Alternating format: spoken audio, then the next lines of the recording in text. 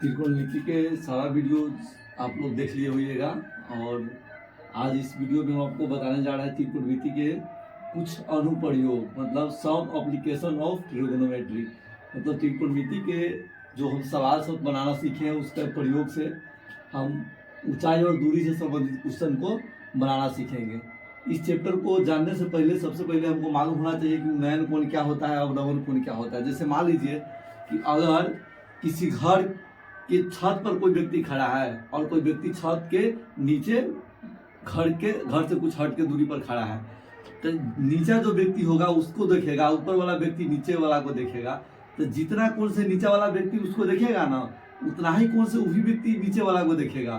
तो नीचे वाला व्यक्ति जब ऊपर वाला को देखेगा तो उन्नयन कोण कहलाएगा, और ऊपर वाला व्यक्ति जब नीचे वाला व्यक्ति को देखेगा तो उसको अवनमन कोण कहेंगे। उन्नयन कोण इसलिए कहेंगे, हम जब भी देखेंगे छत पर जो व्यक्ति है उसको हम आंख के पलक को उठा के देखेंगे, तो इसलिए उन्नयन कोण हो गया। और छत पर जो व्यक्ति है और जो नीचे व्यक्ति स्थित है उसको देखेगा तो नजर झुका के देखेगा, ऐसे करके पलक झुका के देखेगा, तो हो जाएगा अवनमन कोण। उन्नयन कोण हमेशा अवनमन कोण के बराबर होता है। जैसे मान लीजिए कि यहाँ पर कोई व्यक्ति खड़ा है और यहाँ पर से आप उसको देख रहे हैं, तो आप जितना डिग्री के कोण से इसको देखिएगा उतने डिग्री के कोण से आपको भी देखेगा। आप जितना नजर उठा के देखिएगा वो उतना नजर उठा के नजर झुका के आपको देखेगा। अगर 30 डिग्री रहेगा तो यहाँ भी 30 डिग्री, 60 डिग्री तो ये वाला भी 60 डिग्री, 50 डिग्री तो 50 डिग्री, x डिग्री तो x डिग्री, y डिग्री तो y डिग्री होगा। ये उन्नयन कोण हुआ, ये वाला अवनमन कोण हो गया। ए जितना नजर झुका के देखेगा, सी उतने नजर उठा के को देखेगा। अब समझते हैं उन्नयन कोण किसको कहते हैं। उन्नयन कोण एंगल ऑफ एलिवेशन, उन्नयन कोण को उन्नतास कोण भी कहते हैं। देखिए, जब वस्तु देखने वाले के ऊपर स्थित हो और देखने वाला आंख के पलक को उठाकर देखता हो तो दृष्टि रेखा और क्षैतिज रेखा के बीच बनने वाला कोण उन्नतास कोण या उन्नयन कोण होता है। देखिए, जैसे ये वो व्यक्ति है, ये छत है, मान लीजिए कि ए बी लंबाई के कोई छत है चाहे कोई पोल है, ओकरा शिखर पर देख रहा है, ये व्यक्ति अपना आंख से देख रहा है। और ये जो रेखा बना ना इसको बोलेंगे क्षैतिज रेखा। क्षैतिज मतलब होता है जमीन के समतल रेखा ही बना। और ये दृष्टि रेखा है, मतलब ये आंख से और ये बिंदु को देख रहा है तो ये दृष्टि रेखा हो गया। तो दृष्टि रेखा के और क्षैतिज रेखा दोनों के बीच में, क्षैतिज रेखा दृष्टि रेखा और दोनों के बीच में जो कोण बनना है ना वही कोण होगा उन्नयन कोण। एकरा आपको मन है तो थीटा रख दीजिए नाम, चाहे अल्फा रख दीजिए, बीटा रख दीजिए, कोई दिक्कत नहीं है। तो ई वाला जो कोण बनेगा, कोण ई बीच वाला कोण जो देख रहे हैं यही कोण हो जाएगा आपका उन्नयन कोण। उन्नयन कोण समझ गए होंगे आप लोग। अब इसके बाद बताते हैं आपको अवनमन कोण क्या होता है।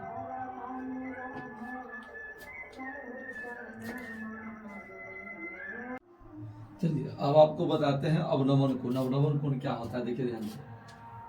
अभी उन्नयन कोण आपको समझाए थे, अब आपको समझा रहे हैं अवनमन कोण। अवनमन कोण क्या होता है, जब देखिए जब किसी वस्तु को हम नजर झुका के, मतलब पलक झुका के देखेंगे, जैसे छत पर हम खड़ा रहेंगे, नीचे कोई वस्तु के चाहे कोई व्यक्ति को देखेंगे, तो हम क्या उस तरफ में क्या होगा, हमारा नजर इसे झुकेगा, पलक भी झुकेगा, तब उस वस्तु को हम देख पाएंगे। अगर सीधा खड़ा रहेंगे तो नहीं देख पाएंगे, ऊपर नजर कर लेंगे तो नहीं देख पाएंगे। तो अब अवनमन कोण का परिभाषा आप समझिए। जब वस्तु देखने वाले के नीचे हो, नीचे स्थान पर स्थित हो और देखने वाला आंखों की पलकों को झुका कर देखता हो तो क्षैतिज रेखा और दृष्टि रेखा के बीच बने कोण को अवनमन कोण कहते हैं। जैसे मान लीजिए कि कोई लड़का है छत पर खड़ा है और नीचा कोई वस्तु रखा है, इस वस्तु को यह देख रहा है, जब ये देख रहा है तो नीचे स्थित वस्तु को ये अपना पलक झुका करके ही देख पाएगा। मान लीजिए कि हम ही छत पर खड़ा है और नीचे किसी वस्तु को देख रहे हैं, तो उस समय क्या होगा, मेरा नजर नीचे झुकेगा, तब उस वस्तु को देख पाएंगे, नहीं तो नहीं देख पाएंगे। मान लीजिए कि यहाँ पर कोई नर है चाहे नारी है, कोई दिक्कत नहीं है, कोनो उसको देख सकते हैं हम। तो यहाँ जो कोण बनेगा ये हो गया आपका, क्या हो गया, दृष्टि रेखा, और ये हो गया आपका क्षैतिज रेखा। तो और दोनों के बीच जो कोण बनेगा वही अवनमन कोण होगा। ये अवनमन कोण होगा और ये वाला उन्नयन कोण होता है। तो ये वाला कोण को हम अवनमन कोण कहेंगे। अवनमन कोण हो गया, अगर ये 60 डिग्री रहेगा तो यहाँ भी 60 डिग्री, ये 30 डिग्री तो यहाँ भी 30 डिग्री, 50 डिग्री तो ये 50 डिग्री होगा। उन्नयन कोण अवनमन कोण के बराबर होता है। सबसे पहले वही आपको हम लिखा है। अब इस पर आधारित एक क्वेश्चन है, इसको हम हल करके देखते हैं। देखिए, कह रहा है एबीसी एक समकोण त्रिभुज है जिसमें बीसी क्षैतिज रेखा है। तो बीसी हो गया क्षैतिज रेखा, मतलब क्षैतिज रेखा का मतलब धरती रेखा, फ्लैट। और कोण A B A C 60 degree है, मतलब ए कोण बीच में जो है ना वो 60 डिग्री है, तो ये कोण ये 60 डिग्री बना दिए हैं। तो कह रहा है सी पर ए का, कह रहा है सी पर, मतलब सी पर कौन कौन बनेगा, सी नीचे है ना, तो सी पर जब ये कोई कोण बनेगा तो सी पर जो कोण बनेगा वो उन्नयन कोण होगा। क्या होगा? उन्नयन कोण। सी पर ए का तो बनेगा सी पर ना, तो सी पर कौन कोण बन सकता है, सी पर उन्नयन कोण बनेगा, तो उन्नयन कोण होगा 30 डिग्री। क्या डिग्री होगा? उन्नयन कोण होगा 30 डिग्री। क्या ये 60 है तो ये होगा 30 डिग्री। क्या डिग्री होगा? 30 डिग्री।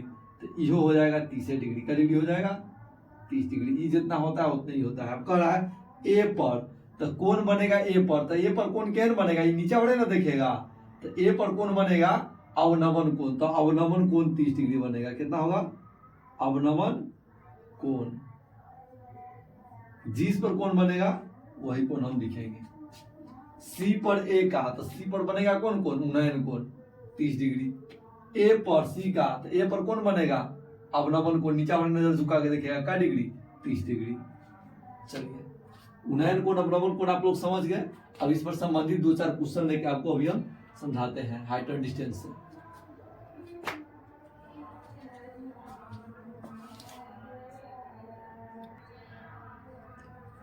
देखिए क्वेश्चन नंबर 1 है हाइट एंड डिस्टेंस का। कह रहा है भूमि के एक बिंदु से जो मीनार के पाद बिंदु से 30 मीटर की दूरी पर है, मीनार के शिखर का उन्नयन कोण 30 डिग्री है, तो मीनार की ऊंचाई ज्ञात करना है।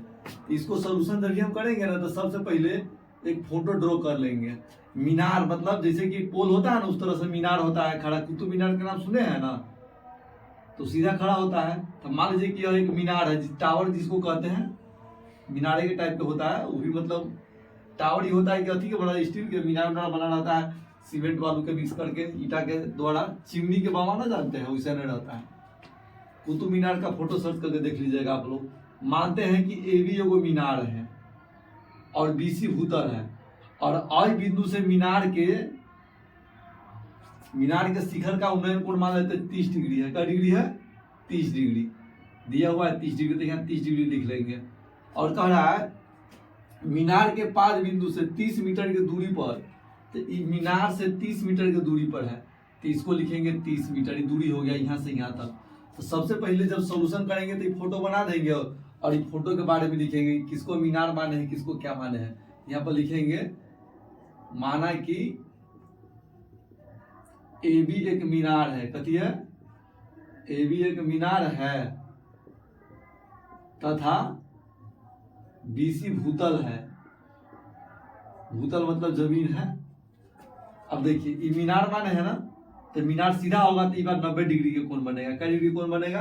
90 डिग्री। तो कोण ए बी सी बराबर 90 डिग्री। और कोण कितना दिया है? कोण ए सी बी कितना है? कोण ए सी बी है 30 डिग्री। और आपको ये वाला लंबाई दिया है, बीसी की लंबाई कितना दिया है? 30 मीटर। और आपसे मान पूछा है ए बी के, मीनार की लंबाई पूछा है, तो ए बी के लंबाई आपको निकालना है, तो ए बी बराबर वाट कर देंगे। अब देखिए इसमें हमको ये लंबाई निकालना है, ये लंबाई लंब निकालना है, ये वाला आधार दिया है, तो tan के चाहे cot के फॉर्मूला लगाएंगे, दूर में से कोनो लगाएंगे तो निकल जाएगा। तो सबसे पहले हम लिखेंगे समकोण त्रिभुज। ये समकोण त्रिभुज ना बन गया है, सीधा सीधा पोल का खड़ा रहता है मीनार, तो लिखेंगे समकोण त्रिभुज एबीसी में। समकोण त्रिभुज ए बी सी में, समकोण त्रिभुज एबीसी में क्या होगा? tan 30 डिग्री बराबर क्या होगा? देखिए लंब आधार है, ये लंब है, लंब आधार में काम करना होगा, तो tan चाहे cot कोनो फॉर्मूला लगाएंगे तो कोई दिक्कत नहीं है। तो tan 30 डिग्री बराबर क्या हो जाएगा? ए बी और बटा में बी सी, लंब और बटा में आधार, तो हो जाएगा ए बी और बटा में बी सी। तो tan 30 डिग्री के मान क्या होता है? √3। ए बी के मान क्या होगा? तो tan 30 है ना, तो tan 30 के मान 1/√3 होगा। और ए बी के मान क्या है? ए बी के मान नहीं दिया है, तो ए बी यहाँ लिखेंगे। बी सी के मान कितना है? 30 है, तो यहाँ 30 लिखेंगे।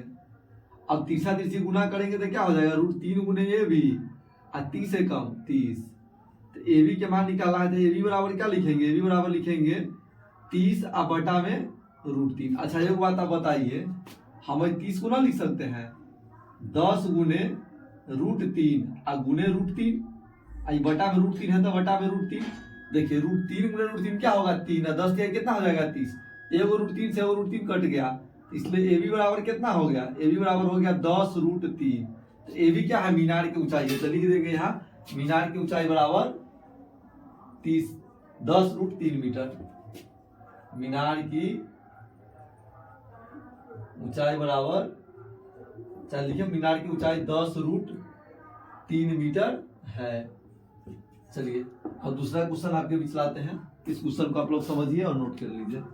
क्वेश्चन जब भी आपके सामने आएगा तो पहले आप अपने से बनाने का प्रयास कीजिएगा, वीडियो रोक करके, तो जब बन जाएगा तो फिर वीडियो चालू करके देखिएगा कि आपका सही है या गलत है। क्वेश्चन नंबर 2 है, कह रहा है यदि 12 मीटर ऊंचे खंभे की छाया भूमि पर 4√3 मीटर लंबी बनती है तो सूर्य का उन्नयन कोण क्या होगा। देखिए इसे मान लीजिए कि हम अगर खड़ा है तो बगल से अगर प्रकाश आएगा, सूर्य का प्रकाश चाहे किसी भी लाइट का प्रकाश आएगा, तो हमारा कुछ ना कुछ छाया धरती पर बनेगा। तो छाया का लंबाई भी दिया रहेगा और मेरा भी लंबाई दिया रहेगा, तब कहेगा कि कितना डिग्री के उन्नयन कोण मतलब सूर्य का है, से आपको आप बताइए। उन्नयन कोण का है चाहे अवनमन कोण का है, दोनों बराबर होता है। कोनो फॉर्मूला से अब हम आपको हम बना के सिखा सकते हैं। देखिए ध्यान से, इसमें कह रहा है कि उन्नयन कोण मांगा है, तो उन्नयन कोण अवनमन कोण के बराबर होता है, कोई दिक्कत नहीं है। देखिए सॉल्यूशन करेंगे तो सबसे पहले हम क्या करेंगे, एगो खंभा बनाएंगे और उसके छाया का लंबाई बनाएंगे। खंभा 12 मीटर है, छाया है 4√3 मीटर, तो 12 मीटर हो गया। मानते हैं कि ए बी वो खंभा है और यहाँ पर कोई बिंदु सी है,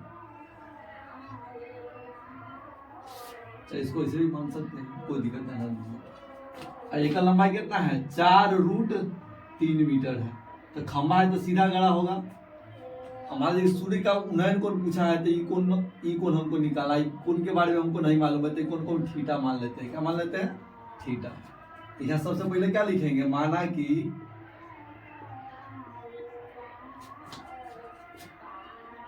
ए बी एक खंभा है तथा ई BC क्या माने हैं, छाया माने हैं। BC छाया की लंबाई है, कौन सी की लंबाई है, छाया की लंबाई है। इसमें दिया है, जैसा लिख दीजिए। ए बी बराबर कितना दिया है, ए बी बराबर दिया है 12 मीटर, BC बराबर कितना दिया है 4√3 मीटर। कौन ABC कितना हो गया, सीधा सीधी मतलब खड़ा है, तो इसको लिखेंगे 90 डिग्री। आपको मान निकालना है कौन सी का, थीटा का मान निकालेंगे, तो यहाँ पर लिखेंगे थीटा बराबर वाटी कोण आपको निकालना है। तो समकोण त्रिभुज कोण में ABC में, समकोण त्रिभुज ABC में, समकोण त्रिभुज ABC में ई कोण निकालना है। देखिए लंब और आधार दिया है ना, तो tan थीटा चाहे cot थीटा का कोनो फॉर्मूला लगा सकते हैं, तो हम tan थीटा का ही फॉर्मूला लगाते हैं। तो tan थीटा बराबर क्या हो जाएगा, लंब अब बटा में आधार, ई कोण थीटा है तो लंब हो गया, ई वाला आधार हो गया, थीटा के सामने लंब होता है। तो ई लंब के मान है AB, आधार के मान है BC, तो tan थीटा बराबर हो जाएगा AB के मान 12 और BC के मान 4√3। देखिए 4 से 12 के भाग करेंगे तो 3 मरतबे, और √3 से 3 के भाग करेंगे तो क्या मरतबे, √3 मरतबे, √3 और गुने √3 कितना हो जाएगा, 3 हो जाएगा। तो एगो √3 से वो √3 कट जाएगा तो कितना बचेगा, √3 ना बचेगा। अब एक बात आप लोग बताइए कि tan थीटा बराबर यहाँ हो गया √3, तो tan क्या डिग्री में √3 होता है, तो आप लोग कहिएगा सर जी tan 60 डिग्री में √3 होता है, तो tan थीटा बराबर हो जाएगा tan 60 डिग्री। और आपको एक प्रॉपर्टी बताया है, tan से tan हटेगा, कटेगा नहीं, तो थीटा बराबर कितना हो गया 60 डिग्री। तो सूर्य का उन्नयन कोण कितना हो जाएगा, यहीं पर लिख दीजिए, सूर्य का उन्नयन कोण 60 डिग्री है। क्या डिग्री है, 60 डिग्री है। चलिए दूसरा क्वेश्चन भी आपको समझ में आया होगा। अब अगला क्वेश्चन आपको बना करके हम तीसरा क्वेश्चन दिखाते हैं।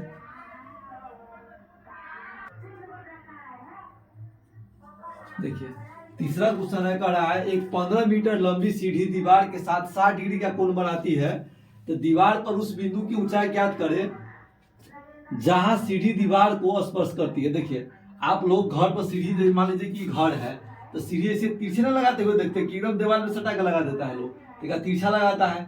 तो कै डिग्री कोण पर लगाया हुआ है? 60 डिग्री कोण पर लगाया हुआ है। कह रहा है कि ऊंचाई बताइए घर पर, कोई सीढ़ी डबलो रहता है, कोई छोटो रहता है।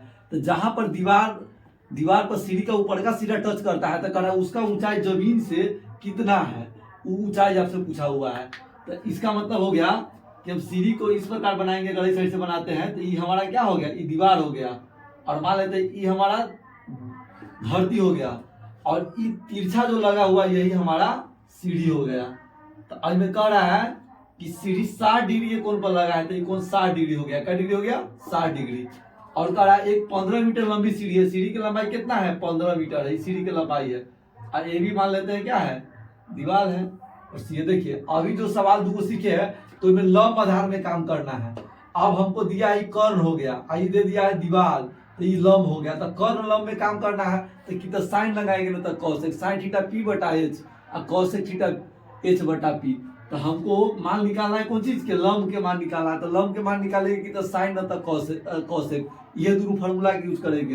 तो हम इसमें साइन लगा के आपको हम सिखाते हैं। आप चाहिएगा तो कौशिक से भी आप निकाल सकते हैं, कोई दिक्कत नहीं है। चलिए ध्यान से देखते हैं आगे। तो इसमें सबसे पहले सॉल्यूशन करने के वक्त हम क्या लिखेंगे? माना कि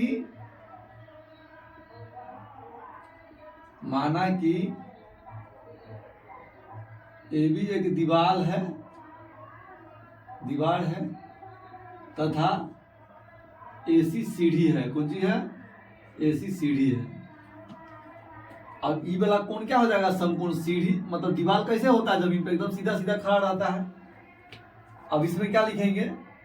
जो चीज दिया है उसके बारे में पहले लिखते हैं। दिया है क्या? कोण ए सी बी बराबर क्या डिग्री? 60 डिग्री। और ये कोण कितना हो जाएगा? कोण एबीसी बराबर हो जाएगा 90 डिग्री। क्या डिग्री? 90 डिग्री। और ये को भुजा के मतलब सीढ़ी की लंबाई कितना दिया है? एसी की लंबाई है 15 मीटर। और आपसे पूछा है कौन सी की लंबाई? एबी की लंबाई, मतलब दीवार जमीन से कितना ऊंचाई पर दीवार को टच करता है, यही पूछा हुआ है।